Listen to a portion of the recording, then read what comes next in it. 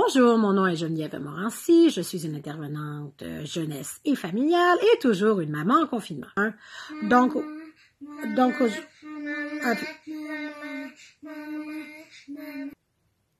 en réponse à la chronique branchée sur ma santé qui parle des prédateurs sexuels, eh bien, aujourd'hui, je vais vous parler des prédateurs sexuels sur le web. Il n'y a pas de joke à faire là-dessus. Je tenais à aborder le sujet avec vous car notre vision des situations n'est pas la même vision que celle de nos enfants.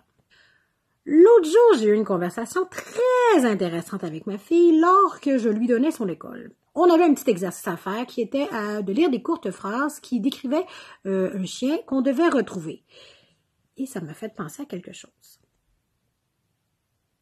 Léonie? Quoi, maman? Si un jour un adulte que tu connais pas t'aborde dans la rue et te dit qu'il a perdu son chien, qu'il voudrait de l'aide pour le retrouver et qu'il voudrait ton aide à toi, qu'est-ce que tu lui réponds? Oh, j'aime trop les chiens, je vais l'aider. Et sa réponse est très logique en fait parce qu'on apprend à nos enfants à être polis, aimables, serviables et surtout à bien écouter les adultes. On leur a peut-être pas appris à être assez méfiants. Par la suite, je lui ai parlé qu'il pouvait avoir des adultes méchants dans la réalité et aussi sur le web. Pour les reconnaître plus facilement, c'était surtout des adultes qu'elle n'avait jamais vus dans la réalité. Que ces adultes pouvaient lui demander des photos, son adresse ou pire encore, des photos ou des vidéos de son intimité. Arc! Je lui ai dit que les gens n'avaient évidemment pas le droit de lui demander ça et qu'elle non plus, en retour, elle ne pouvait pas le demander aux gens. Hein? Non! Jamais! J'ai aussi eu la même conversation avec mon fils et du haut de ses 5 ans, sa réaction fut bien différente. Fais.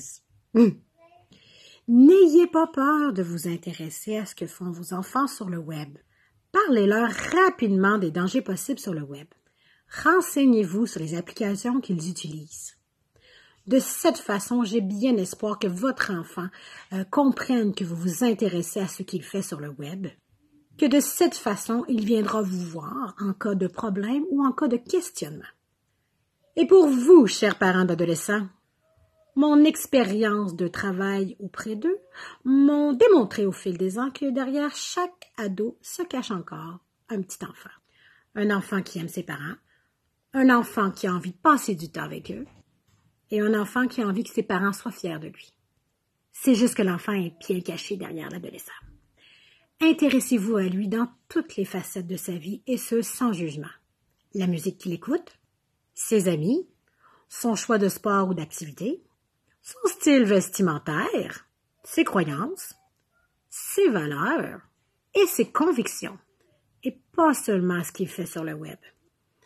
Rappelez-leur que vous les aimez. Bonne fin de confinement.